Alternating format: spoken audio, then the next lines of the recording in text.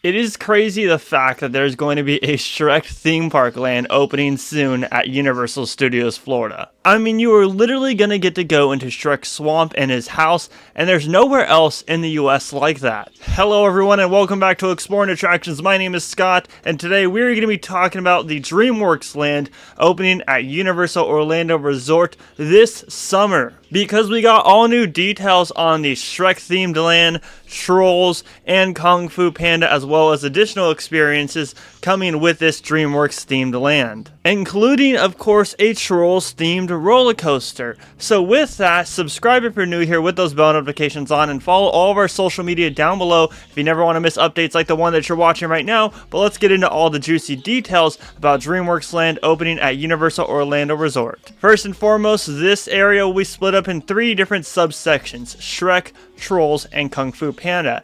At the forefront of the land will be Shrek. Like ogres and onions, guests can peel back layers of fun in Shrek's oasis to discover over-the-top adventures at every turn. In this subsection will include Shrek's Swamp Meet, where you can visit Shrek's Swamp Meet to interact with beloved characters including Shrek, Princess Fiona, Donkey the Noble Steed. There will also be Shrek's Swamp for Little Ogres, where the ogre-sized play area features 4 fun-sized play areas and playground areas where guests can climb, bounce, and splash all around Shrek's outhouse. You have Mama Luna Feline Fiesta. The blockbuster film Puss in Boots 2: The Last Wish comes to life with this new interactive experience that takes place in Mama Luna's retirement home for cats. Here, guests get to play with Mama Luna's many cats on vivid interactive screens activated by buttons, bells, maracas, and levers. They might even spot the one and only Puss in Boots himself. Also a part of that, we have swamp snacks, because you can't go wrong without a little food stand themed to Shrek. Families can feast like an ogre at this new kiosk, which will serve scrumptious snacks inspired by Shrek, including the Shrek Soul, Far Far a Waffle, and Frozen Ogre. Man, I'm really interested in the Shrek Soul. Whatever that is, I don't, it's obviously a pretzel, but yeah, that's very interesting. And then you have King Harold's Swamp Symphony, where guests can create their own melodious masterpiece as they trigger a choir of ever-changing frog ribbits by continually stomping on an array of interactive lily pads. So you have 5 different things themed in the Shrek theme area, a part of this DreamWorks Land. I'm really excited about the whole area. I feel like it's going to provide plenty of photo opportunities, and of course plenty of opportunities for the kids to play around this play area. I'm excited to try all the different themed snacks and stuff themed to Shrek, because I think that'll be fun to try. I mean, right off the bat, I keep looking at that Shrek Soul. I can't wait till they release like conceptual renderings of the actual food items. But yeah, in this concept art, it looks very exciting. Construction's still going on, of course. Shout out to BioReconstruct for always being the GOAT in getting construction photos from both on the ground and above ground in the sky. And this will be one of the like first Shrek themed theme park land type things in any theme park in the US. They have Shrek Swamp over at Motion Gate in Dubai, but that's super far away from us, so I'm pretty excited for this. Right behind it will be Trolls, where it will feature the Trolls Troller Coaster. Rest in peace, Woody Woodpecker, for sure. After strolling through a dazzling marquee starring cherished Trolls characters Poppy, Viva, and Tiny Diamond, guests of all ages can take a ride on the iconic Catterbus, escaping evil spiders as they speed along a bright orange and yellow track aboard this family-friendly coaster. Now, we've seen the construction for this go on a while, ever since the Woody Woodpecker coaster closed. It's just going to be the same layout. However, they have added a whole bunch of new theming, including the cobwebs and everything, because the whole concept of the actual roller coaster.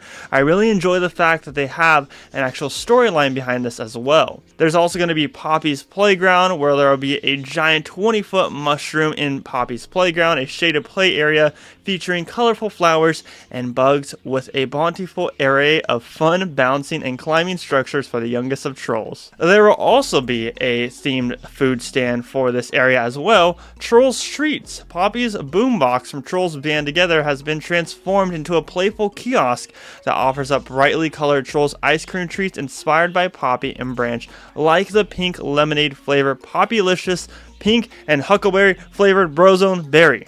Whew, man, that was a lot to say. And there will be a hideaway called the High Five Hideaway, where there's a new little retail location there hosted by Cloud Guy. And here you can get all the different DreamWorks themed stuff, themed to Shrek, Trolls, Kung Fu Panda, and other DreamWorks properties like that. But last but not least, at the very back of this area is Kung Fu Panda, where it essentially replaced the Curious George play area. Because you have Poe's Kung Fu Training Camp, which just like I said, essentially just replaces the Curious George splash pad area. Inspired by the hit Kung Fu Panda films, this all-new play area brings the Panda Village to life like never before. Within both wet and dry play areas, guests have the opportunity to help pandas wash and dry their laundry with enormous water cannons, dump buckets, giant fans, and more. And then you have Po Live. It's a digital interactive meet and greet experience which gives guests the opportunity to interact with the famous dragon warrior himself. So that'll be exciting. There's definitely tons of like different digital meet and greets out there at different theme parks,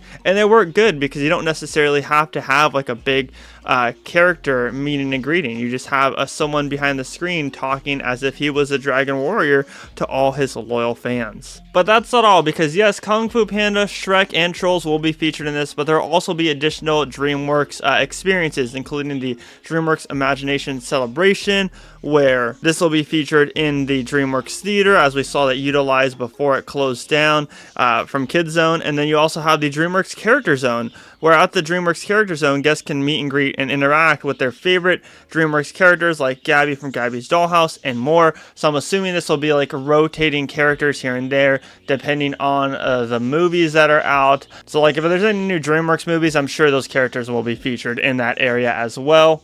I think it's very smart of Universal to use stuff like that to their advantage. If they have a DreamWorks themed land, then why not have like a rotating meet and greet through there? We kind of see the same with the Illumination area. And you have the scene characters, and obviously they're eventually going to switch out the characters here and there. But yeah, this whole DreamWorks Land opens up this summer at the Universal Orlando Resort, or more specifically, Universal Studios Florida. I'm pretty excited about it. I think it was definitely a big upgrade compared to Kids Zone. It was very outdated, so I'm excited that they've changed this and that Universal Orlando is making improvements where they need to be making improvements at. On top of this though, E.T. the ride still stands, so for those fans of E.T., do not fear, it's still standing right outside of the DreamWorks Land. Although I want to know down below in the comments section, do you think that there is an inevitable fate about E.T.? Do you think it'll eventually be taken over by some form of large-scale DreamWorks-themed attraction? Or do you think it's here to stay? Because me personally, I feel like it's gonna eventually get torn out. Even though it is a fan favorite and tons of Universal fans would absolutely rip into the social media, I feel like personally that it's beginning to kind of ramp up that final years or so of E.T. But that's just my thoughts. I'm really excited about all this concept art. It looks very neat, and I'm excited that Universal has shared a new look at the land that is opening in summer, and they're almost complete. They're working very hard on it. So exciting stuff from Universal Orlando nonetheless. But hey, if you did enjoy this video, please hit that subscribe button down below with those bell notifications on, and follow us on our social media pages on X and on Instagram, Exploring Attractions. We post all the short form content there, as well as all of our photography, so I'd really appreciate it if you guys support us on there as well. Like we say in every video, positivity is key, and most importantly, remember to keep exploring. Peace out, everybody.